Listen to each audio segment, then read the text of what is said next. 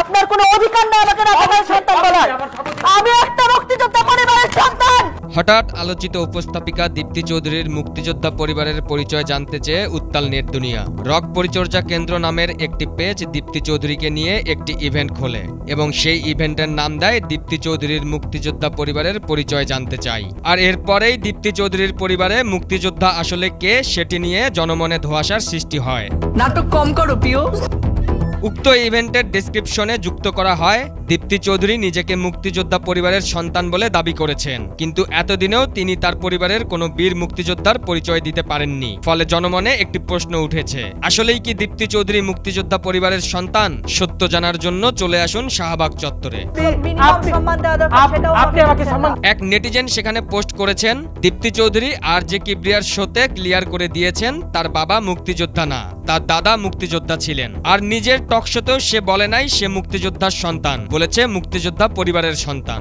71-এর গল্প শুনেছি এবং 24 আমরা নিজের চোখে দেখেছি।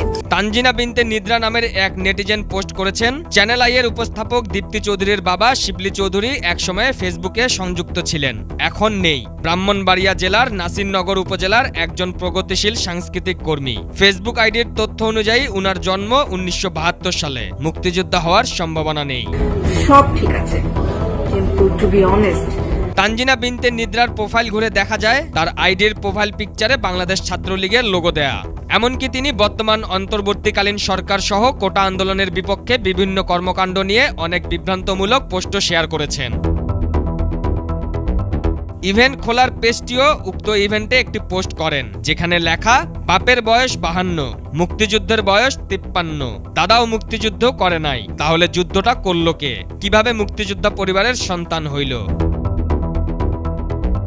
অনেকেই ইভেন্টটিতে বলছেন দীপ্তি চৌধুরীর দাদা মুক্তিযুদ্ধ করেছেন, এরকম কোনো দালিলিক প্রমাণও কেউ পাননি। অনেকেই অভিযোগ করছেন শুধুমাত্র ধৈর্য ও ভদ্রচিত আচরণ করে এবং মুক্তিযোদ্ধার ট্যাগ নিয়েই তিনি এখন আন্দোলনের নায়ক বনে গেলেন।